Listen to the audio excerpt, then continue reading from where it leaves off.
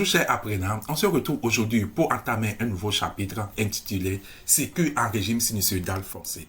Et au cours de cette première partie, on aura défini l'intensité et la tension alternative sinusoïdale, déterminé graphiquement la tension grand T et la période grand T, la tension maximale UM et la phase phi. Un courant alternatif sinusoïdal est un courant dont l'intensité est une fonction sinusoïdale du temps sous la forme I de t égale à Im cosinus oméga t plus phi i ou I de t égale à Im sinus oméga t plus phi i. I de t est l'intensité instantanée. Im, l'amplitude de l'intensité ou l'intensité maximale en ampères. Oméga, c'est la pulsation en radians par seconde qui est encore égale à 2 pi sur grand T étant la période en seconde, ou 2 pi grand N, la fréquence en Hertz. Oméga t plus phi i est appelée phase I de t de l'intensité I de t à l'instant t en radian, où phi i est la phase de l'intensité I de t à l'instant initial. L'intensité efficace notée grand I du courant alternatif sinusoïdal est donnée par la relation grand I égale à Im racine de 2, ce qui implique que Im est égal à I racine de 2. L'intensité efficace est mesurée à l'aide d'un multimètre ou d'un ampèremètre en mode alternatif, mais pour l'intensité maximale, elle est mesurée indirectement à l'aide d'un oscilloscope en mesurant la tension aux bornes d'un conducteur ohmique à partir de la formule Im égale à URM sur R. De même, une tension alternative sinusoïdale se représente par des fonctions sous la forme U de t égale à UM cosinus oméga t plus phi u ou U de t égale à UM sinus oméga t plus phi u. U de t étant la tension instantanée UM, l'amplitude de la tension ou la tension maximale en volts, phi u, la phase de la tension à l'instant t égale à 0.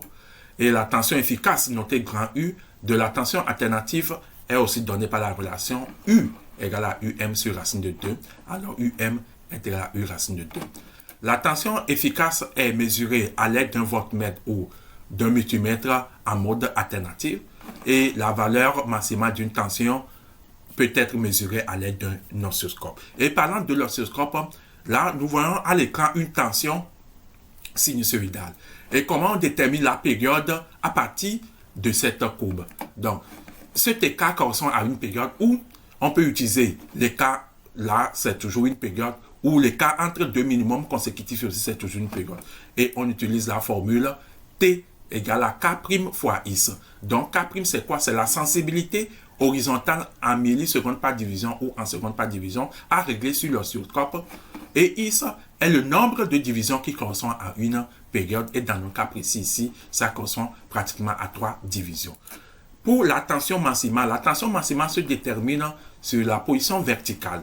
Et UM est égal à K fois Y, et K étant la sensibilité verticale toujours à régler sur l'oscillo en volts par division, et Y le nombre de divisions correspondant à U masse, et ici ça fait une 2,5 division.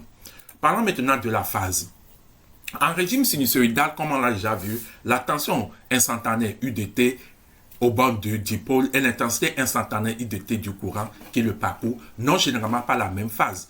Et la grandeur phi égale à phi u moins phi i est appelée la phase de la tension par rapport à l'intensité du courant. Donc, l'intensité instantanée du courant, à chaque instant, étant la même en tous les points d'un circuit serré, la phase de l'intensité est souvent prise comme origine des phases. Alors, phi i sera égal à 0, et en ce moment, on aura I de t égale à Im cosinus oméga t, et U de t est égal à UM cosinus oméga t plus phi, parce que phi i étant égal à 0. Maintenant, si phi est supérieur à 0, nous dirons que la tension est en avance par rapport à l'intensité.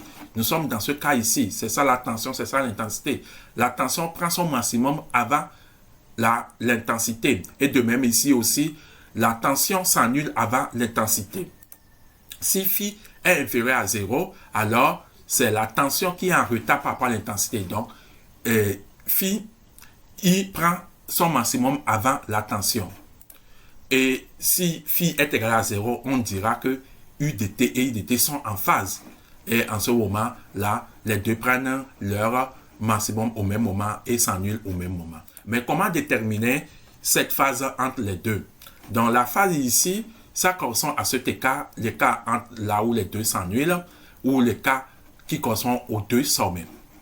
Alors, c'est la période correspond à l'écart entre deux sommets consécutifs. Alors, comme nous savons qu'une période correspond à 2π, un tour complet, et phi correspond à la phase, alors on a mis ça en valeur absolue parce que la phase peut être positive comme négative. Donc, passons maintenant à un exercice d'application. Donc, l'ensemble ci-dessus comporte en série un conducteur ohmique grand R, une bobine inductive grand L et un condensateur C. Il est alimenté par un GBF qui dérive une tension alternative sinusoïdale U de T. Grand M Y1 et Y2 sont des connexions réalisées sur un oscilloscope bicourbe.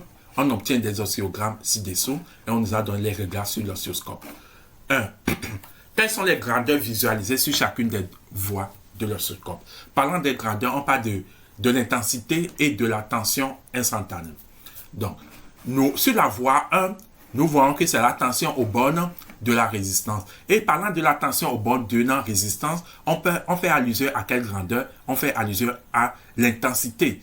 Parce que la tension est proportionnelle à l'intensité aux bornes d'un conducteur ohmique. Donc, sur la voie 1, on visualise l'intensité dans le circuit.